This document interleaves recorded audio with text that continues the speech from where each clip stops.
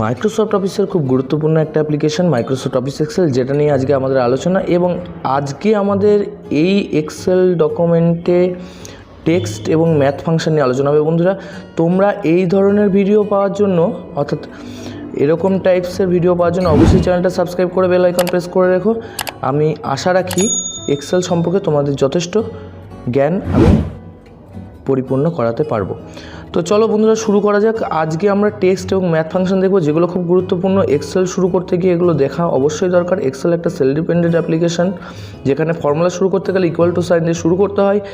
এবং বন্ধুরা মনে রাখবে যে এই ফর্মুলা সেলের রেজাল্ট যখন ডিটেক্ট হয়ে যাচ্ছে, তখন কিন্তু ফর্মুলা বারে আমরা ফর্মুলা দেখতে পারবো। আমরা ফর্মুলা শুরু করছি টেক্সট ফাংশন, যেমন আজকে ডেট দেখার জন্য equals to today first bracket open close enter. আমরা আজকে ডেট দেখতে পারলাম, দেখে নাও বন্ধুরা। একইভাবে ডেট এবং টাইম দুটোই যদি দেখতে হয় তাহলে ইকুয়ালস টু নাও first bracket open close enter. এবং যদি আমরা কত নম্বর দিন দেখতে চাই, সেক্ষেত্রে equals to day first bracket open today first bracket open close, আবার ফার্স্ট ব্র্যাকেট ক্লোজ এন্টার। মনে রাখবে বন্ধুরা, এখানে সেকেন্ড ব্র্যাকেটের ব্যবহার নাই। তারপরে ইকুয়ালস টু মান্থ, অর্থাৎ মাস দেখার জন্য equals to month first bracket open today first bracket open close, আবার ফার্স্ট ব্র্যাকেট ক্লোজ এন্টার। একইভাবে তোমরা ইয়ার বার করতে পারবে, equals to year first bracket open today first bracket open close, আবার ফার্স্ট ব্র্যাকেট ক্লোজ এন্টার। এইভাবে কিন্তু তোমরা এই পার্টগুলো দেখতে পারবে। এবার ধরে নাও তুমি কোনো একটা কোম্পানির as a product manager join করেছো। সেখানে তোমাকে তোমার কোম্পানির বস বলল যে তুমি আমাদের যে প্রোডাক্টগুলো রয়েছে সেই প্রোডাক্টগুলো নিয়ে কিছু মডিফিকেশন করতে হবে।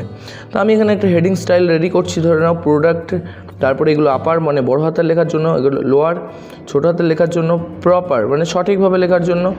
আর ধরে নাও কোড বার করার জন্য আমি কোড 1 আর কোড 2 কিছু রাখছি, মানে দু টাইপসের কোড বার করবো প্রোডাক্টের। আমরা দেখব কোড 1 রাখলাম, এটা কোড 2 রাখলাম। তো এবার আমি কিছু প্রোডাক্টের নাম লিখে নিচ্ছি বন্ধুরা।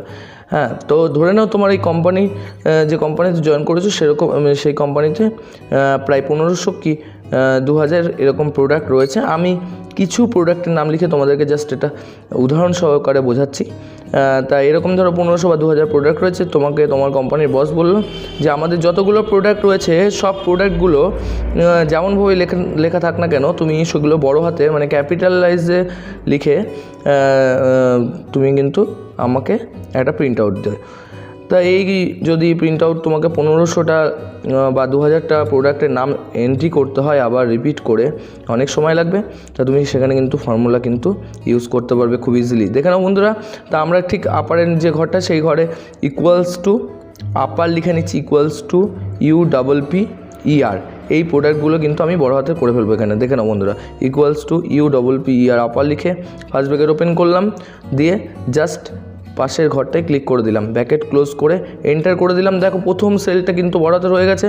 এবার আমি যদি অটোফিল করি, কিন্তু অটোমেটিক্যালি সমস্ত প্রোডাক্টের নাম সব আপার কেসে হয়ে যাবে বন্ধুরা।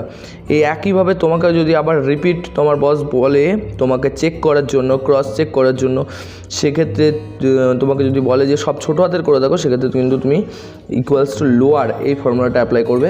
এবং একইভাবে অটোফিল করে নিলে কিন্তু সমস্ত এই বড় হাতের লেখাগুলো আবার পুনরায় সমস্ত ছোটো হাতের লেখা হয়ে যাবে, অর্থাৎ প্রোডাক্ট নেমগুলো কিন্তু আমার ছোটো হাতে চলে আসবে।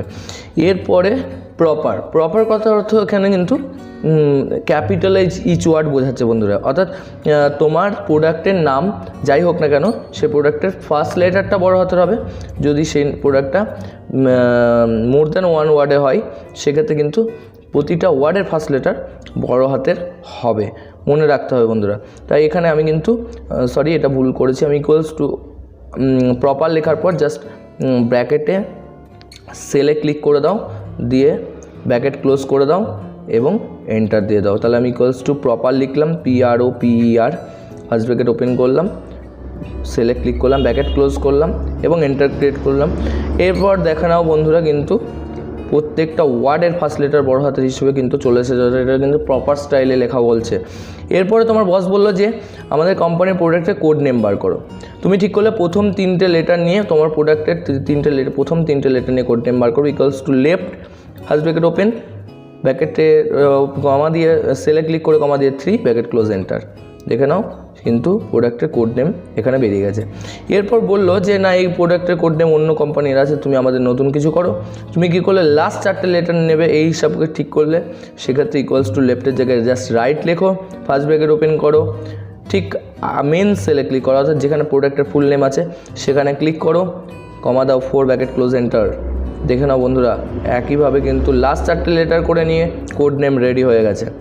ঠিক আছে, তো এইভাবে টেক্সট ফাংশন দেখার পর আমরা চলে আসছি ম্যাথ ফাংশনে, যেখানে আমি কিছু সংখ্যা টাইপ করে নিচ্ছি তোমাদের ম্যাথ ফাংশনগুলোকে ক্লিয়ারলি বোঝানোর জন্য। আমি এখানে বেশ কিছু সংখ্যা টাইপ করে নিলাম। টাইপ করে নেওয়ার পর এবার আমি প্রথমে যেটা দেখব যোগ করার জন্য। তো বন্ধুরা, আমরা অনেকেই জানি অটো সাম এই টুলটার সাহায্যে কিন্তু যোগ করা যায়, কিন্তু সাম ফর্মুলা ইউজ করে আমরা যোগ করতে পারি, সেটা দেখব। Equals to some, first bracket open করে সেলগুলোকে ক্লিক অ্যান্ড ড্র্যাগ করে দাও, অর্থাৎ প্রথম সেলে ক্লিক করে ড্র্যাগ করে লাস্ট সেল পর্যন্ত নিয়ে এনে ব্র্যাকেট ক্লোজ করে এন্টার দিয়ে দাও। একইভাবে যদি গড় বার করতে হয় তাহলে equals to average, equals to সামের জায়গায় জাস্ট তোমরা ইকুয়ালস টু অ্যাভারেজ দেবে। এই সেলগুলো যদি গড় বার করতে হয়, দেখে নাও, ইকুয়ালস টু AVERAG, অ্যাভারেজ দিয়ে নিলাম ব্র্যাকেট ওপেন করে।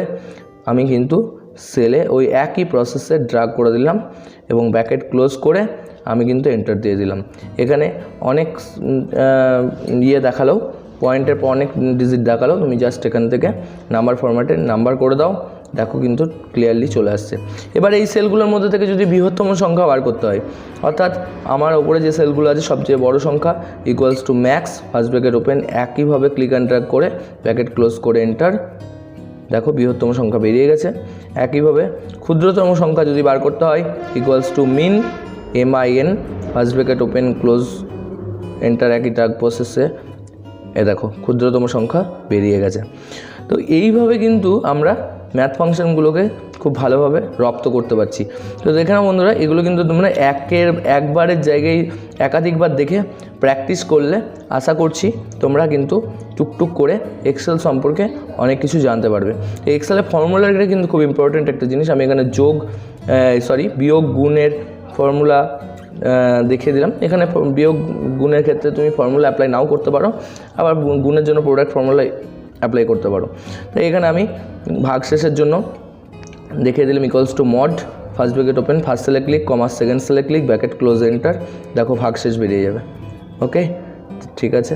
তো এবার যদি আমরা বর্গমূল বার করতে চাই, সেক্ষেত্রে কিন্তু সংখ্যাটা দাও just equal to SQRT, first bracket open, সেলে ক্লিক করে দাও, ব্র্যাকেট ক্লোজ করো, এন্টার দাও, দেখো বর্গমূল বেরিয়ে গেল। তো এইভাবে আমরা আরও অনেক ভিডিও নিয়ে আসছি, তোমরা অবশ্যই চ্যানেলের সঙ্গে থাকো। অনেক অনেক ধন্যবাদ।